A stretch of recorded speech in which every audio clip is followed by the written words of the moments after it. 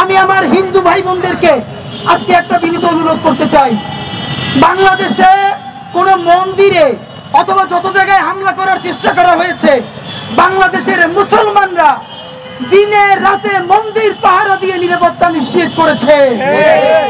আমি আমার হিন্দু ভাই বোনদেরকে বলতে চাই, বন্ধুরা, এই যে কোরআন অবমাননা করা হলো, এর প্রতিবাদ করার একমাত্র দায়িত্ব কি মুসলমানের নাকি আমার হিন্দু ভাই বোনেরও? প্রত্যেকটা ঘটনা ঘটার সাথে গত 15-20 বছরে মন্দিরে হামলা, পূজার সময় হামলা বলার চেষ্টা করা হয়েছে, এখানে ধর্মপ্রাণ মুসলমানরা করেছে। আপনারা লিখে রাখেন, একটা মিডিয়াও আজকে বলতে পারবে না হাসিনার আমলে যতগুলো মন্দিরে হামলা করা হয়েছে, পূজার উপাসনালয়ে হামলা করা হয়েছে, বলা হয়েছে ধর্মপ্রাণ মুসলমান আব্দুল গফুর, আব্দুল করিম, আব্দুল রহিম তারা কোরআন শরীফ রেখে এসেছে মন্দিরে গিয়ে, পরবর্তী একটা তদন্ত কমিটিও এইটাকে সত্য বলে প্রমাণ করতে পারে না এবং করেও নাই। এবং এই যে সর্বশেষ পার্বত্য চট্টগ্রামে আমরা দেখলাম, যেখানে এই যে ধর্ষণের কথা বলে বাংলাদেশের পুরো মানে কি অদ্ভুত ব্যাপার, পার্বত্য চট্টগ্রামে একটা পাতা খসে পড়ার আগেই শাহবাগে এসে বলা শুরু হয়ে যাবে সেখান থেকে সেনাদেরকে সরাইতে হবে। কেন পার্বত্য চট্টগ্রাম থেকে সেনাদেরকে সরাইতে? তাহলে তোমাদের দাদাবাবু দিল্লির দিয়ে পার্বত্য চট্টগ্রাম দখল করাইতে সুবিধা হয়, এই জন্যই কি তোমরা বলছে? দেখো একই অবস্থা দেখেন, নরসাদ বিশ্ববিদ্যালয়ের মতো একটা জায়গায় একজন শিক্ষার্থী যেই অবমাননাটা করলো, আমি অবাক হই। আমরা মাঝে মধ্যে বলি যে আমাদের এখানে ধর্মপ্রাণ মুসলমান মাঝে মধ্যে অনেক কিছু বোঝে না, মাঝে মধ্যে তারা অনেক কঠিন ভাষায় কথা বলে ফেলে, কিন্তু আমি অবাক হই এইরকম জঘন্যতম কাজ করার পর বাংলাদেশে আলেম সমাজের পক্ষ থেকে, ধর্মপ্রাণ মানুষদের পক্ষ থেকে যে রিয়াকশন হওয়ার কথা ছিল, তারা তার কিছুই করেন নাই, তারা সংযমের পরিচয় দিয়েছেন। এবং দেখেন ইনকিলাব মঞ্চের অবস্থাটা কি কঠিন। আমরা প্রত্যেকটা এইরকম বিপদে আগে আমাদের ধর্মপ্রাণ মুসলমানদের হাতে পায়ে ধরে বলি, ভাই প্লিজ, আলিফ ভাইকে যখন হত্যা করা হয়েছে প্লিজ বলেছি আল্লাহর ওয়াস্তে আপনারা সংযত থাকেন। এইরকম প্রত্যেকটা ঘটনায় বাংলাদেশের মুসলমানদেরকে আমরা সংযত থাকতে বলি। আপনারা বলেন এইরকম সংযত থাকতে থাকতে কোনো একদিন যে তার ধৈর্যের বাঁধ ভেঙে যাবে না, তার নিশ্চয়তা কে দিবে? আমাদের কেউ তো কয়দিন পরে মানুষ বিশ্বাস করতে শুরু করবে না। এখন অনেকে বলে থাকেন ধৈর্য ধরা কি শুধু এখানে মুসলমানদেরই কাজ, তাদেরই সমস্ত দায়? আপনাদেরকে একটা উত্তর দেই ভাইয়েরা, হ্যাঁ, এই বাংলাদেশের স্বাধীনতা সার্বভৌমত্ব টিকিয়ে রাখা, এখানের ইসলাম ইনসাফ দিন থাকবে কি থাকবে না, এর সাথে বাংলাদেশের স্বাধীনতা সার্বভৌমত্ব সরাসরি প্রশ্ন জড়িত। বাংলাদেশের স্বাধীনতা সার্বভৌমত্ব অক্ষুণ্ণ থাকলে পরেই এখানে ইসলাম থাকবে, এখানে ঈমান থাকবে, এখানে মুসলমান থাকবে। আর যদি এখানে স্বাধীনতা সার্বভৌমত্ব ধ্বংস হয়ে যায়, তাহলে বন্ধুরা আমাদের কাশ্মীর হয়ে যেতে 3 দিনের বেশি সময় লাগবে না। তাই এই রাষ্ট্র টিকিয়ে রাখার দায়িত্ব যেহেতু সব থেকে বড় দায়িত্ব মুসলমানের, সেই পরিবারের বড় ভাই হিসেবে তাকেই সব থেকে ত্যাগটা স্বীকার করতে হবে। আমাদের আর কিছু করার নাই ভাইয়েরা। আমরা যারা পরিবারের বড় সন্তান, আপনারা জানেন ওই পরিবারের অক্ষুণ্ণতা ধরে রাখার জন্য তারাই বারবার ত্যাগ করতে হয়। এখানের মুসলমানরা হইল বাংলাদেশ নামক রাষ্ট্রের সব থেকে গুরুত্বপূর্ণ স্বাধীন সার্বভৌম সন্তান। সুতরাং তারা বাঁচাই রাখার জন্য তারাই বারবার ত্যাগ করতে হবে, কারণ এই রাষ্ট্র যদি ধ্বংস হয়ে যায় তাহলে অন্যদের কোনো দুঃখ নাই, তারা আনন্দই পাবে। আপনাদেরকে আর একটা কথা আজকে বলি, বাংলাদেশের মুসলমানদের একটা সমস্যা হইল তারা কোথায় কোথায় বলে তারা 90%। ভাই এই 90% থেকে বের হয়ে আসেন। আপনি যতদিন না পর্যন্ত বুঝবেন এই 90% বলার মধ্য দিয়েই আপনারে চাইপে ধরা হয়েছে, ততদিন আপনি এখানে কিছুই করতে পারবেন না।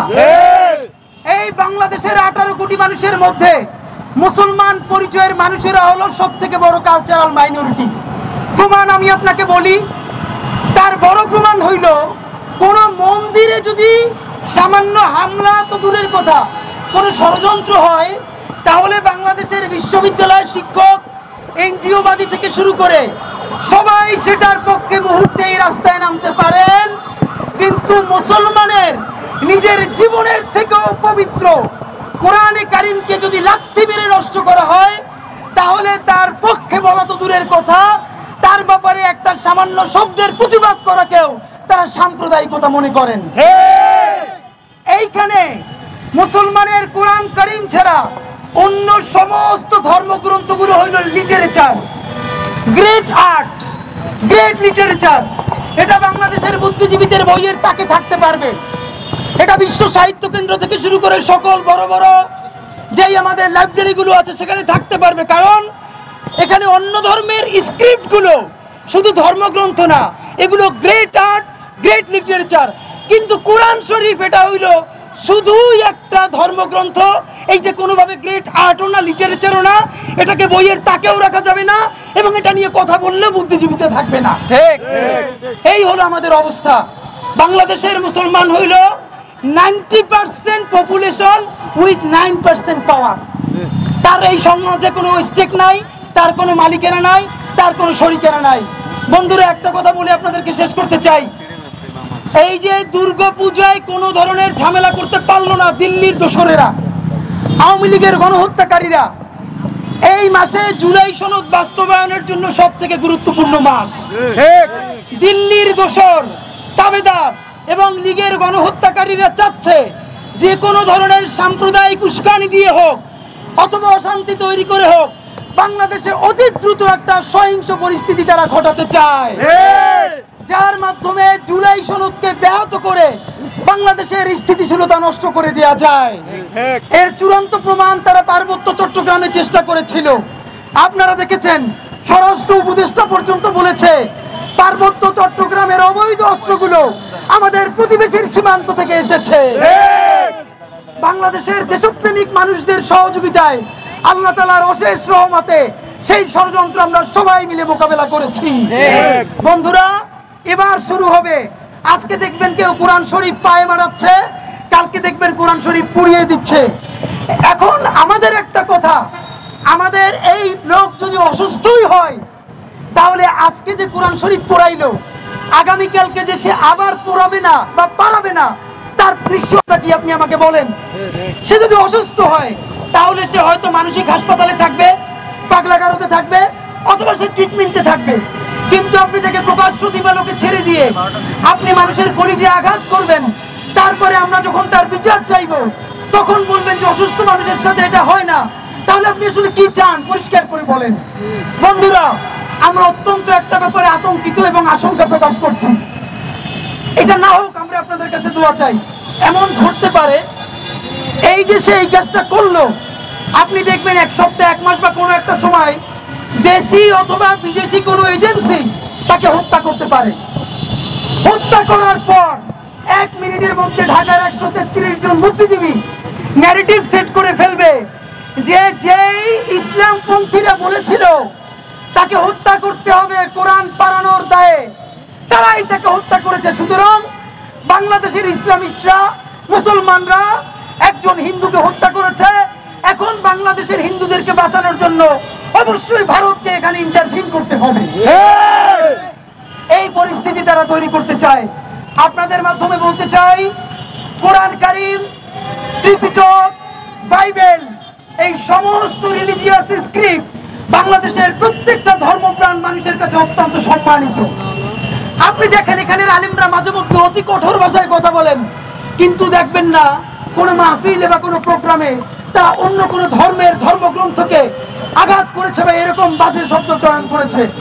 যদি কেউ ভুলেও করে থাকে, আপামর মুসলমান দেশপ্রেমিক মানুষ তার বিরুদ্ধে সব থেকে বড় প্রতিবাদ জারি রাখে।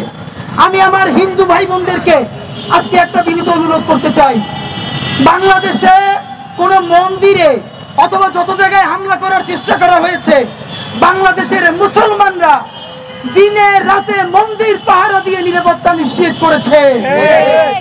আমি আমার হিন্দু ভাই বোনদেরকে বলতে চাই, বন্ধুরা, এই যে কোরআন অবমাননা করা হলো, এর প্রতিবাদ করার একমাত্র দায়িত্ব কি মুসলমানের নাকি আমার হিন্দু ভাই বোনেরও?